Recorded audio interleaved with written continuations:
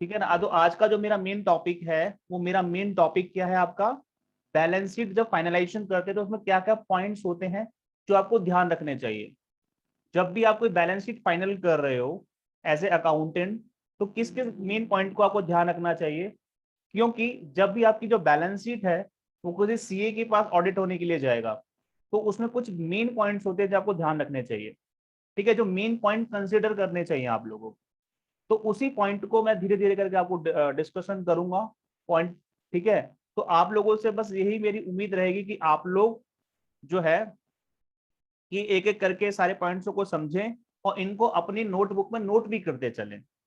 Notebook पे note करने से क्या होगा कि आपको याद रहेगा कि क्या क्या बेस पॉइंट होते हैं जो सी ऑडिट के टाइम पे आप लोगों का दिखता है। ठीक है, चलेगा। तो मैं सबसे पहले जो पॉइंट स्टार्ट कर रहा हूं वो पॉइंट है मेरा ओपनिंग बैलेंसेस का। किसका पॉइंट है मेरा, ओपनिंग बैलेंसेस का। ठीक है, आपको टैली की स्क्रीन विजिबल है, टैली जो मैंने ओपन कर रखी है वो विजिबल है आप लोगों को सबको। प्लीज यस में और नो में रिप्लाई कर दीजिए। Yes, okay great. तो डिप्सा का रिप्लाई आ गया है कि यस सर विजिबल है। जरा सुनिएगा बच्चे, सबसे पहला जो पॉइंट होता है ओपनिंग बैलेंसेस का। आपको मैं उम्मीद करता हूं सब लोगों ने बेसिक ऑफ अकाउंटिंग की मेरी वीडियोस देख ली होंगी। बेसिक्स ऑफ अकाउंटिंग की वीडियो जब देखी होगी, उसमें मैंने एक बात बोली थी कि जो रियल एंड पर्सनल नेचर के अकाउंट है वो कैरी फॉरवर्ड होते हैं। क्या होते हैं, कैरी फॉरवर्ड। ठीक है, तो सबसे पहले लेट सपोज मैं आपको फाइनेंशियल ईयर 1 अप्रैल 20 से 31 मार्च 21 तक की बातें बताता हूं। मैं एक वर्डशीट खोल लेता हूं आपके सामने।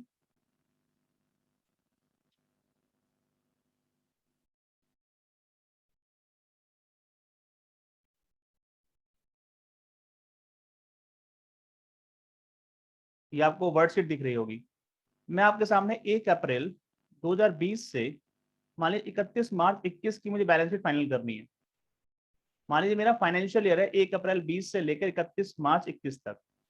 अब क्वेश्चन आता है कि 1 अप्रैल 20 से 31 मार्च 21 तक के फाइनेंशियल ईयर में कौन कौन से पॉइंट्स हैं जो एक सीए ऑडिट करते समय देखेगा, जो एज ए अकाउंटेंट आप लोगों को ध्यान रखने हैं कि हम लोगों को वो चीज अब बिल्कुल प्रॉपरली मैनेज करनी होगी। नंबर वन जो पॉइंट होता है सबसे पहले जो सीए देखता है वो होता है ओपनिंग बैलेंसेस। तो ओपनिंग बैलेंसेस यस, इसमें क्या होता है देखो, सबसे पहली बात, इसमें जो हमारा सीए होता है वो देखता है कि जो लास्ट ईयर का मतलब वही होगा आपका। साइज बढ़ा देते हैं इसका, मैं ट्राई करता हूँ साइज बढ़ा दूं।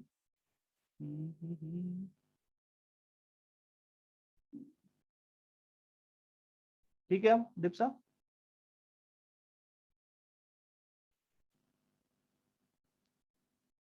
ठीक है आपको विजिबल है। ठीक है, तो मान लीजिए 1 अप्रैल 2020 से लेकर 31 मार्च 21 तक की आप बैलेंस शीट फाइनल कर रहे हो। तो सबसे पहले ओपनिंग बैलेंसेस का मतलब 1/4 जो 2020 में जो बैलेंसेस कैरी फॉरवर्ड होंगे लास्ट ईयर का मतलब 31 मार्च 2020 वाले। इसका मतलब जो 31 मार्च 2020 की बैलेंस शीट के जो बैलेंस हैं वो सेम बैलेंस का कैरी फॉरवर्ड होने चाहिए। वो 1 अप्रैल 2020 को हमारी अकाउंट्स में आने चाहिए सर। ध्यान सुना, सबसे पहला जो पॉइंट मैं मुद्दा बता रहा हूं बहुत इंपॉर्टेंट मुद्दा है कि 1 अप्रैल 2020 में जो आप ओपनिंग बैलेंसेस होंगे वो कौन से होने चाहिए, जो लास्ट 31 मार्च 2020 के क्लोजिंग बैलेंसेस थे वही आपके नेक्स्ट ईयर के फर्स्ट डे पे ओपनिंग होने चाहिए। तो सबसे पहला पॉइंट, आप लोग अकाउंट फाइनल करते समय, बैलेंस शीट फाइनल करते समय ध्यान रखिए कि पुराने बैलेंसेस कैरी फॉरवर्ड हो रहे हो। तो सर कैसे चेक करोगे, तो ध्यान सुनना। मैं आपको सामने टैली की स्क्रीन शेयर कर रहा हूँ, टैली को शो कर रहा हूँ, ध्यान सुनिएगा। दिख रही टैली की स्क्रीन विजिबल है? सब लोग प्लीज मेरे से सपोर्ट करें, सब लोग रिप्लाई करें। केवल दीप्सा ही रिप्लाई ना करें, जितने भी स्टूडेंट ज्वाइन कर चुके हैं, चाहे वो खुशी हो, चाहे आपकी दीप्सा हो, चाहे मारुति जी हो, चाहे कोई भी एक्सवाइजेड कोई भी स्टूडेंट हो, प्लीज एवरीवन रिप्लाई करें। ठीक है, और ये गैलेक्सी A20 के नाम से कौन सा स्टूडेंट ज्वाइन है, उसका अपना नाम भी बता दे एक बार। गैलेक्सी A20 जिसका भी यस सर आया उसका नाम बता दीजिए प्लीज, सो डेट कि मैं आपको के नाम से ही इंटरेक्ट कर सकूं। जानवी, जानवी ठीक है। तो बेटा सबसे पहला मैंने कहा ओपनिंग बैलेंसेस मैच होना चाहिए। तो जरा ध्यान से सुनना कि वो कैसे देखोगे, टैली की स्क्रीन है आपके सामने, आप लोग एक एक बात को नोट करना। यहाँ पे जाना डिस्प्ले पे, डिस्प्ले डिस्प्ले पे जाने का तरीका ये है कि या तो उस पे जाके एंटर कर दीजिए, या डिस्प्ले पे जाने के लिए आप सीधा डी प्रेस कर दीजिए, डिस्प्ले पे आ गए। डिस्प्ले पे जाकर ट्राई बैलेंस सबसे ऊपर दिख रहा होगा, ट्राई बैलेंस को ओपन कीजिए। ट्राई बैलेंस खुल गया आपके सामने। ओके, अब हमें क्या करना है, डिटेल्ड ट्राई बैलेंस करना है। तो ध्यान देखो राइट पे जहां मैं स्क्रॉल कर रहा हूं, यहाँ पे F1 और नीचे अंडर स्कोर का साइन आ रहा होगा डिटेल्ड करने के लिए इसको। तो ठीक है, तो यहाँ पे क्लिक कर दीजिए, डिटेल हो जाएगा। मैं ट्राई बैलेंस को डिटेल कर लिया पहले आप लोगों ने, क्लियर। सबसे पहले ट्राई बैलेंस को डिटेल्ड कर लिया, क्लियर। तो यहां पर जाके आपका ट्राई बैलेंस डिटेल्ड हो गया। अब क्या करना है, ध्यान सुनिएगा। अब आपको यहाँ पर ओपनिंग बैलेंसेस लाने हैं। वो कैसे आएंगे, वो कैसे आएंगे सर? ओके, वो कैसे आएंगे, आपको अपने लैपटॉप के अंदर या कंप्यूटर के अंदर ऑल्ट F2 करके कीज दबानी पड़ेगी, ठीक है ना। पहले आपको, जिससे आपका आपका पहले पीरियड आपका समझ में आ गया, 1 अप्रैल 2020 से 21 तक हो गया, क्लियर। तो ये पूरा आ गया आपके पास। अब आपको क्या करना है, मैंने कहा ओपनिंग भी लाने हैं यहाँ पर। ये आपको ट्राई बैलेंस हो रहा है, यहाँ पे ओपनिंग भी लाना है। तो आपको क्या करना पड़ेगा, आपके पास जरा की होगी आपके लैपटॉप पे या कंप्यूटर, आप लिख लेना जरा एक बार, साथ साथ लिखते जरूर चलना। आपने पहले ट्राई बैलेंस खोला, ट्राई बैलेंस को डिटेल्ड कर लिया यहां से, ठीक है। उसके बाद आपके जो लैपटॉप कंप्यूटर के अंदर एक की होगी F12 की, उस F12 की को प्रेस कीजिए। F12 की जैसे की प्रेस करोगे तो यहाँ पे ऑप्शन आएगा कि सर ओपनिंग बैलेंसेस दिखाने हैं, आप बोलोगे यस करने हैं। ट्रांजेक्शन्स दिखानी है, दिखा दो। क्लोजिंग बैलेंसेस तक भी आपके आ जाएंगे, उसका एंटर एंटर कर दो और आपके पास एक्सपैंड हो जाएगा ट्राई बैलेंस। ये ट्राई बैलेंस पूरा एक्सपेंडेड आ गया आपके टैली के अंदर। अब आपको क्या करना होगा, जब ध्यान सुनिएगा, मैं आपको एक कंपनी की बैलेंस शीट दिखा रहा हूँ, ये एक्चुअल बैलेंस शीट है। मैंने बस कंपनी का नाम यहाँ पे चेंज कर दिया, क्यों? क्योंकि मैं कॉन्फिडेंशियलिटी के लॉ के तहत वो कंपनी का नाम डिस्क्लोज नहीं कर सकता आप लोगों के सामने। मैं एक्चुअल आपको टैली का डाटा दिखा रहा हूँ। तो समझ में आया आप लोगों को यहाँ तक कि क्या करना है? ठीक है, मैं अगेन रिपीट कर देता हूँ। आप सिंपल, ये आपका टैली का गेट स्टार्टिंग का फ्रंट पेज आ गया। यहाँ पे डिस्प्ले पे आपने एंटर किया, फिर ट्रैवलेंस पे एंटर किया, फिर ट्रैवलेंस को डिटेल्ड कर लिया। डिटेल करने का F12 कीज दबाई, ओपनिंग को यस किया, ट्रांजेक्शन को यस किया, क्लोजिंग बैलेंस को यस किया, सारा चीज आ गया आपके सामने, ठीक है ना। तो ट्राई बैलेंस का ओपनिंग बैलेंस भी आ गया, जो इस साल में 1 अप्रैल 20 से लेकर 31 मार्च तक की ट्रांजेक्शन हुई वो भी आ गई, और क्लोजिंग बैलेंस भी आ गया, ठीक है। लेकिन एक बात का आंसर दीजिए, हम लोगों को क्या चेक करना है सबसे पहले? हमें चेक करना है इन ओपनिंग बैलेंसेस को। ये जो ओपनिंग बैलेंसेस आ रहे हैं इनको चेक करना है सर। पहला काम एज ए अकाउंटेंट, जब आप लोग सीए को ऑडिट के लिए बैलेंस शीट दो, उससे पहले सबसे पहला काम आप लोग करके चलो क्या, कि आपके जो ओपनिंग बैलेंसेस जो यहाँ पे आ रहे हैं वो क्या होने चाहिए, बताना बच्चों। बिल्कुल टैलिड होने चाहिए। तो किससे टैली होने चाहिए? 31 मार्च की जो 20 वाली जो ऑडिट है, 31 मार्च 2020 वाली जो बैलेंस शीट है, उससे बैलेंस मैच होने चाहिए। ये ओपनिंग बैलेंसेस आ रहे हैं जहां पे देखो, मैं अपने कर्सर को स्क्रॉल कर रहा हूँ पूरा, ये वाला, ठीक है। ये सारे ओपनिंग बैलेंसेस हैं, ये आपकी 31 मार्च 20 वाली बैलेंस शीट से टैली होने चाहिए फर्स्ट ऑफ ऑल। तो पहला रूल ध्यान रख लेना बच्चों। सबसे पहले जो हमारा एक चार्टर्ड अकाउंटेंट है, जिसके बाद आप बैलेंस शीट लेके जाते हैं ऑडिट के लिए, सबसे पहले वो चेक करता है ओपनिंग बैलेंसेस को, कि भाई जो तुम्हारी जो अकाउंट्स हैं, बुक्स ऑफ अकाउंट है, उसके अंदर ओपनिंग बैलेंसेस लास्ट ईयर की बैलेंस शीट से मैच है या नहीं है। सबसे पहला काम ये करता है। तो इस बात पे किसी बच्चे को डाउट है? यस है तो मेरे से पूछ ले, नहीं तो फिर हम लोग कुछ और आगे की बातें करते हैं।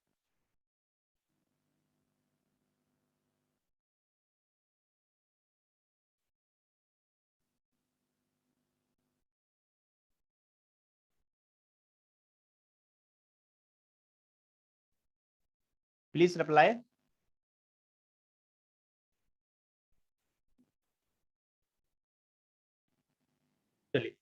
तो आई होप सब लोग को क्लैरिटी आ गई इस चीज के रिगार्डिंग कि हमारे पास जो 31 मार्च 20 के बैलेंस है वही 1 अप्रैल 20 को मैच होने चाहिए। 31 मार्च 20 की बैलेंस शीट में जो बैलेंस आ रहे होंगे वो और ये वाले बैलेंस जो ओपनिंग वाले हैं 1 अप्रैल 20 के वो मैच होने चाहिए, क्योंकि ये अकाउंट का बेसिक फंडामेंटल है। ठीक है, कि हमारे पास closing balance sheet next year में क्या बनते हैं, ओपनिंग बनते हैं। ठीक है, चलिएगा अब मैं बैक करता हूँ कि पहला पॉइंट मैंने क्लियर कर दिया कि आपको ओपनिंग बैलेंसेस को मैच करना होगा। सबसे पहला काम आपका ये होगा, मैं बैक चला गया, बैक जाने के लिए टैली में एस्केप का यूज करते हैं, एस्केप बटन का। ठीक है, मैं वहीं फिर गेटवे ऑफ टैली पे आ गया, रेडिस फ्रंट पेज पे आ गया टैली। सर दूसरा काम मैं बताता हूँ, आप प्रॉफिट एंड लॉस अकाउंट खोलें। ठीक है, प्रॉफिट एंड लॉस अकाउंट खोलें, फिर उसको डिटेल्ड कर ले। डिटेल करने के लिए वहीं राइट एंड पे आपको दिख रहा होगा डिटेल्ड का, यहाँ पे या तो क्लिक कर लें या देखो बटन दिख रहा है F1, F1 प्रेस करें। लेकिन इसके नीचे ना अंडरस्कोर भी आ रहा है, F1 खाली नहीं आ रहा, अंडरस्कोर भी आ रहा। तो अगर अंडरस्कोर भी है तो ऑल्ट F1 कमांड भी देंगे, ऑल्ट प्लस F1 कमांड भी देंगे तो डिटेल हो जाएगा, या डायरेक्ट यहां से क्लिक करके डिटेल हो जाएगा। ठीक है ना, या तो ऑल्ट F1 कमांड दे दो तो भी डिटेल हो जाएगा, या यहाँ पे क्लिक करके डिटेल्ड हो जाएगा। दोनों ऑप्शन आपके पास अवेलेबल है। तो अब आपके पास पी एंड एल आ गया sir, profit and loss account आ गया। अब इसकी फिगर्स को आपको पता है कैसे कैसे चेक करना है। ओपनिंग बैलेंस चेक कर चुके हम लोग। दूसरा काम मैं आपको बता रहा हूं सर, आज के लिए मैं दूसरा काम और आपको बता रहा हूं, क्योंकि थोड़ा थोड़ा करके बताऊंगा, बहुत ज्यादा आपको प्रेशराइज नहीं करूंगा कि बहुत ज्यादा सिखा दूंगा एक दिन में, नहीं। हम 20-25 मिनट के सेशन रखेंगे, लेकिन थोड़ी थोड़ी बात करके सीखते चलेंगे। तो सुनिएगा, दूसरा पॉइंट बता रहा हूं मैं सेल और परचेज का। सेल और परचेज का पॉइंट बता रहा हूं। ठीक है, एक होता है सेल्स, एक होती है परचेज। देखो, ये पॉइंट समझने से पहले मैं आपसे उम्मीद करूंगा कि आप लोग जीएसटी की कुछ वीडियोस जो हमारी हैं वो आप जरूर चेक कर लें। अगर नहीं भी चेक करी तो फिर भी आप उसको चेक कर लेना, उसके बाद इसको देखना। ठीक है, चलिएगा। तो परचेज और सेल्स ये दो चीजें हैं, परचेज और सेल्स। तो मैं पहले सेल्स की तरफ आ रहा हूं। सेल्स को में क्या चेक करता है चार्टर्ड अकाउंटेंट नॉर्मली? देखो मेरे भाई, आपको पता होना चाहिए जो सेल्स है वो सेल्स हमारे जीएसटी रिटर्न्स में जाती है।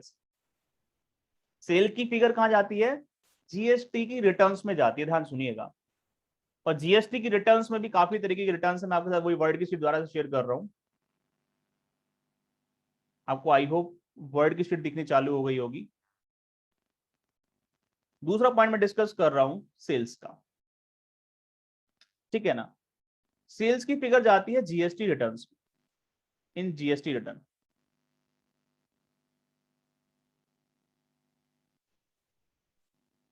जीएसटी रिटर्न में जाती है सेल्स की रिटर्न फिगर। ठीक है, तो जीएसटी रिटर्न में कौन कौन सी होती है? GSTR 1 होती है, एक GSTR 3 भी होती है। ठीक है ना, दो रिटर्न होती है। तो ध्यान रखना, जो यहां पर सेल्स आ रही है GSTR 3 1 R1 में या 3B में, वही फिगर आपकी कहां आनी चाहिए? वो इस सेल्स की फिगर में होनी चाहिए। पहले ध्यान सुनना मेरी बात को, मैं क्या कह रहा हूं उसको जरा ध्यान से सुनिएगा। मैंने कहा जो ये सेल्स की फिगर है वो नॉर्मल केसेस में क्या होता है, जो GSTR 1 जो जीएसटी की रिटर्न होती है वो GSTR 1 जाती है और GSTR 3 भी जाती है। तो नॉर्मली केस में जो यहां पर जो सेल्स का अमाउंट है, जो यहाँ पे सेल्स का अमाउंट है वो कैसे मैच होना चाहिए? जो GSTR 1 में सेल्स का अमाउंट जाता है और GSTR 3B में भी जाता है सर, दोनों में जाता है सेल्स का अमाउंट। तो जो GSTR 1 या 3B में गया है वही अमाउंट हमारा सेल्स का P&L में होना चाहिए, ट्रेडिंग अकाउंट में होना चाहिए। ये चीज हमारा एक सीए चेक करेगा। ठीक है, पहले यहां तक जो मैंने बात बोली आपको समझ में आई, डाइजेस्ट हो पाई है? पहले बताएं मुझको, आप हो पाई है डाइजेस्ट?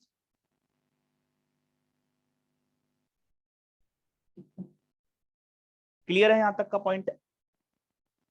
कि जो GSTR 1 एक जीएसटी की रिटर्न है एंड GSTR 3 भी एक जीएसटी की रिटर्न है। तो जो ट्रेडिंग में हमारा सेल्स का अकाउंट आ रहा है वो GSTR 1 या GSTR 3 में जो सेल्स का अमाउंट गया उनसे मैच होना चाहिए। सिंपल सी बात मैं बोल रहा हूँ, है ना? उससे मैच होना चाहिए। जीएसटीआर 1 में या 3B में पूरे साल भर में जो 20-21 में सेल गई है वही आपकी ट्रेडिंग अकाउंट में आनी चाहिए। ओके सर, एक क्वेश्चन आता है मेरे सामने।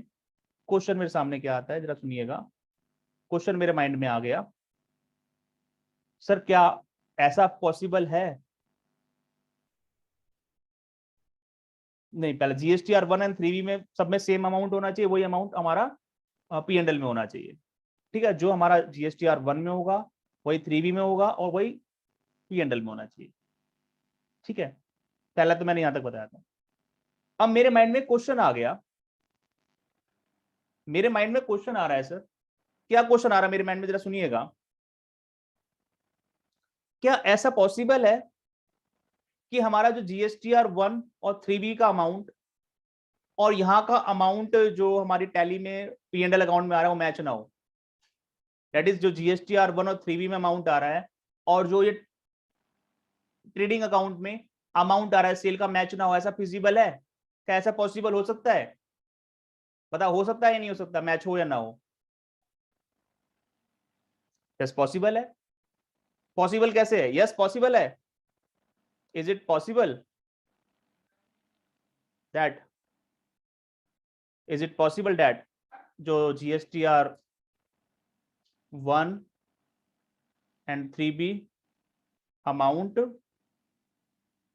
does not match with किससे? Trading account.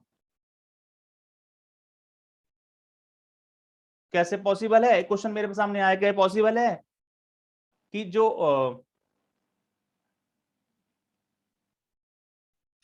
हमारा जो 3B में और R1 में जो सेल्स का अमाउंट आ रहा है और ट्रेडिंग अकाउंट में अमाउंट आ रहा है वो डिफरेंट हो? सर बिल्कुल पॉसिबल होता है, यस पॉसिबल है। सर वो किस केस में पॉसिबल होगा?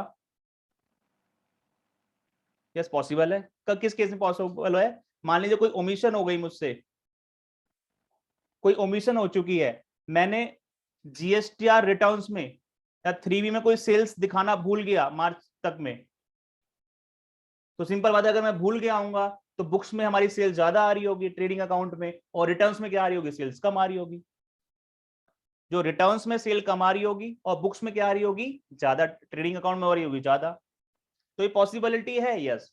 तो अगर इस तरीके से डिफरेंसेस आ रहे हो, कोई हमारे अमाउंट ओमिट हो चुका है, हमारी हमने जीएसटी रिटर्न्स में तो नहीं डाला लेकिन ट्रेडिंग अकाउंट में डाल दिया है, या किसी भी कारण से कोई एरर है, तो कई बार हमारे पास इस तरीके के डिफरेंसेस आ जाते हैं। ठीक है ना, ओमिशन के कारण, एरर के कारण। तो सर आपको क्या करना पड़ेगा उस केस में, जो भी रीजन ऑफ डिफरेंस है उसकी एक रिकंसिलिएशन बनानी पड़ेगी, रिकंसाइल करना पड़ेगा कि क्या क्या डिफरेंसेस के कारण है। रिकंसाइल करना पड़ेगा उन सबको कि डिफरेंस के कारण क्या है, बुक्स में कितना आ रहा है, दैट इज ट्रेडिंग अकाउंट में कितना आ रहा है, रिटर्न में कितना आ रहा है, और डिफरेंसेस को एक जगह लिख के सीए को दिखाना पड़ेगा, जिससे कि बंदा एनालाइज कर सके हाँ ये कारण है, रीजन है डिफरेंस के। ठीक है, तो अगर मान लीजिए कई बार जीएसटी की रिटर्न्स R1 में या 3B में जो सेल आ रही है वो हमारी ट्रेडिंग अकाउंट की सेल से मैच नहीं होती है, तो उस केस में आपको एक रिकंसिलिएशन बनाना पड़ता है कि किस कारण से वो मैच नहीं हुई है, जिससे कि हमारे चार्टर्ड अकाउंटेंट साहब को, जो हमारी ऑडिट कर रहे हैं बैलेंस शीट की या ऑडिट को चेक कर रहे हैं बैलेंस शीट को, उनको पता चल सके कि क्यों हमारा डिफरेंस आ रहा है। समझ में आ रही बात? तो क्या बनाना पड़ेगा? रिकंसाइल करना पड़ेगा, चीजों को मैच करना पड़ेगा। ठीक है, वो कैसे बनेगी वो हम नेक्स्ट क्लास में डिस्कशन भी कर लेंगे। ठीक है, पहले यहाँ तक कोई डाउट है? पता है, मैंने 2 पॉइंट बताया क्योंकि आज मेरी फर्स्ट क्लास है आप लोगों के साथ, फर्स्ट इंटरेक्शन है लाइव, तो आई होप मैं छोटा छोटा सेशन ही लूँ आप लोगों के साथ। पहले बताएं मुझको कि यहाँ तक कोई डाउट है या नहीं है।